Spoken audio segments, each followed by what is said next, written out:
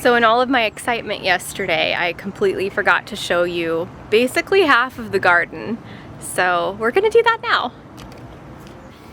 This part of the garden, my mother-in-law decided to put in. She just put cattle fencing around the outside. We have a lot of deer that come through here. As you can see, it's heavily wooded back there. That is a nature preserve right back behind her property. So we get tons and tons of wildlife, which is really cool, but also a little bit annoying when we have a lot of deer coming through that just want to eat everything. So you'll see that this is all fenced in, and the garden I showed you yesterday is also all fenced in. One of the things that I mentioned yesterday with the tomatoes was the word indeterminate. So I looked that up, and it was what I was thinking. So indeterminate varieties of tomatoes are typically more vining types of tomatoes. Determinate are usually like bush types of tomatoes. The difference here is that determinate tomatoes will get only a certain size, and then they'll kind of cap off and they won't really grow past that. Indeterminate tomatoes are a little bit different. They continue to grow throughout the season and continue to produce tomatoes. So I just wanted to touch on that a little bit today because I wasn't 100% sure last time, and I didn't want anybody to wonder what the heck an indeterminate tomato was. I think also this could explain why I've seen so many differences in the way that people detail tomato care. I've seen a lot of people say like, oh, you have to use support, you have to use the cages that you see put around tomato plants. And I've seen other people like, oh no, just train it up a trellis, or oh hey, hang it upside down. There's just so many different ways of growing tomatoes, and it makes a lot of sense to me now because there are the different varieties that influence the way they're going to grow. So obviously you're going to grow them in different ways, and you're going to have a lot of input on how to grow tomatoes that might not be very specific to indeterminate versus determinate, because I don't know how many people know about this. Maybe I'm just a complete newbie and it's old information that everybody knows that grows tomatoes, but I thought that that was interesting, so I thought I'd share that with you guys. We were going to grow cantaloupe from seed this year, and time got away from us as per usual, so my mother-in-law ended up just buying this as a start, which I thought was interesting because I always read that you were supposed to grow them from seed by direct sowing.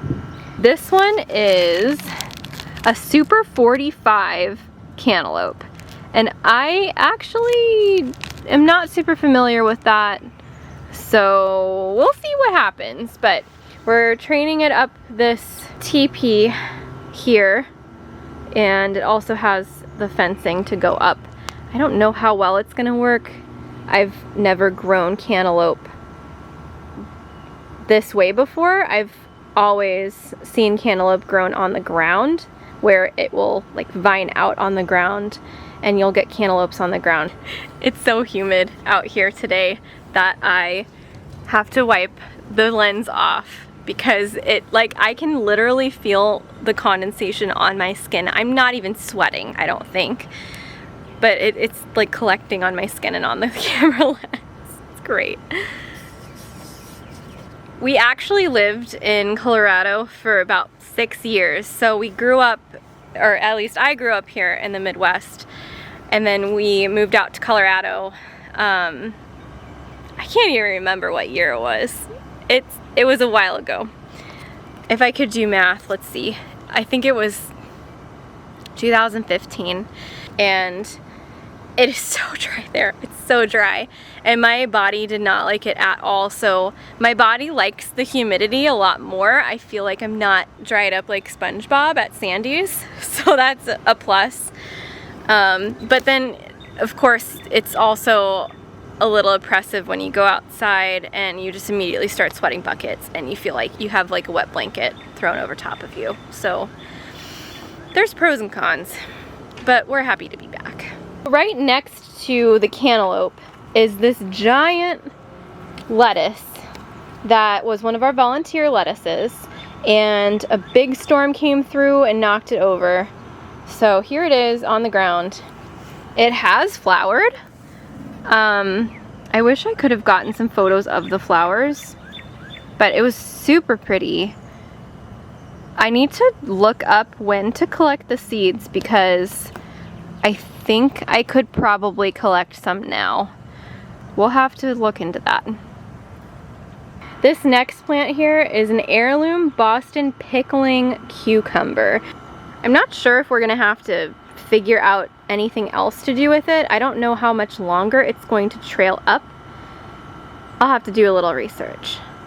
Fun fact about me, I hate vinegar. Like anything with vinegar in it. Pickles, most condiments, anything that's pickled or has vinegar to preserve, I can't stand. So my husband actually has looked into ways of making pickles that I might like, and we lacto fermented some pickles just this past week. They were ready for Father's Day, so it was nice. We got to have the pickles on Father's Day with our dads, and they were really good actually. Really salty. He ended up putting like the max amount of salt that's recommended in them just because he wanted to make sure that they were preserved correctly, and it was a little too much. So this next time he's going to try to put a little bit less in there, probably on the mid to lower end of the spectrum of what's recommended, just so we don't feel like we are eating a salt block when we're eating these pickles. So I think he's gonna be really happy to have some cucumbers straight out of the garden, an heirloom variety that we can lacto ferment. Like, I'm really excited for it. This next plant, I believe, are the Kentucky Wonder green beans that we planted probably, I want to say we planted them when we planted the other beans over there. So they're not quite as big. They are a pole bean, but they're only, I mean, this is only up to here. So it's maybe traveled 2 feet by now. I know that it takes a while for beans to grow and produce, so we just have to be patient. Over here we have some sugar snap peas, which are amazingly delicious. You can see there's some here on the top that are growing in. There's so many bugs. They're just like swarming me right now. I feel like I'm gonna swallow one. Anyway, they are so good. These peas are delicious, and I don't know what variety they are, but they are just phenomenal. There are some definitely starting right here. Looks like there's gonna be some here too.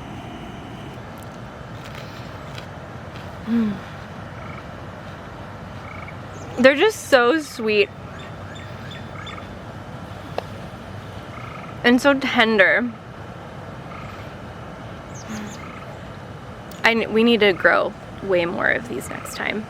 I really want to have cattle panel trellises like Jess does from Roots and Refuge. That is my all-time favorite homesteading YouTube channel ever. I've learned so much from her. All of their footage is just so welcoming and shows you who they really are. So highly recommend. I will put a link to their channel in the description so that you can watch them too, because they're just like, it's really awesome people. This here is lemon balm. Let's see what it smells like. Oh my gosh, I can already smell it. Like I just pinched the leaf. I didn't even pinch it, I just rubbed it.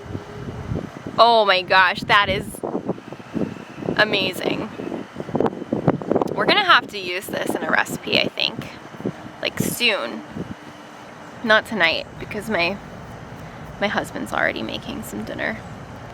We're having a healthy dinner of chicken nuggets, mac and cheese, and the broccoli stalks from our garden. So I'm really excited about that. I need to get those in, actually, so I need to wrap this up.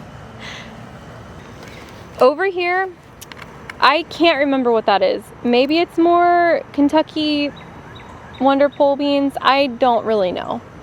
I feel like this has just been like kind of a haphazard gardening experience.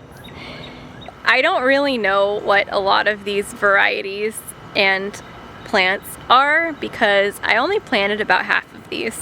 My mother-in-law helped plant the other half just about. My husband did plant a few, like the beans that he thought were bush beans. He planted all of those that actually ended up being pole beans, so it's a fun experience, that's for sure. It's a learning experience, and that's something that we really love, is learning. We're big book collectors. Zach's grandma would always say you could never have too many books, and we live by that mantra. So therefore we also love to learn. We love to read new things, we love to learn new things about the world, and I feel like gardening is one of those things that I don't ever think that I'm gonna be able to cap out on knowledge that I can gain, because there's just so much to learn. So it's something that I think I'll be always interested in, because even if I become a master gardener and total expert in this area, like there's still so many side shoots off of gardening that you could go down huge rabbit holes once you start researching those things. This right here is sweet potato vine. I don't know how these are gonna do. I think they required maybe a tiny bit more space than what we gave them, but we'll see what happens. And then last but not least, our lone red lipstick pepper. This is the only one that made it.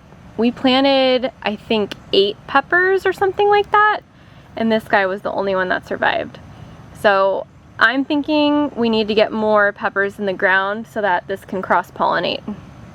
Now we do have that mystery pepper in the bed that I showed you yesterday, but I don't know what type of pepper it is. I don't know if it can cross-pollinate with our red lipstick pepper. It's a sweet pepper, and the other one might be like a habanero. I know that they had those in the garden bed last year and they went to seed with the rest of everything, so like who knows what it is. So I think we're gonna have to get more pepper plants in the ground. I feel like it's almost too late in the season, but we're gonna do it for science. It looks like they already got started on dinner while I was out here showing you guys our garden. So I need to get these broccoli stalks in, I need to get them cut up, and I need to saute them stat. So I'm gonna go, but thank you guys so much for joining us. We'll see you next time.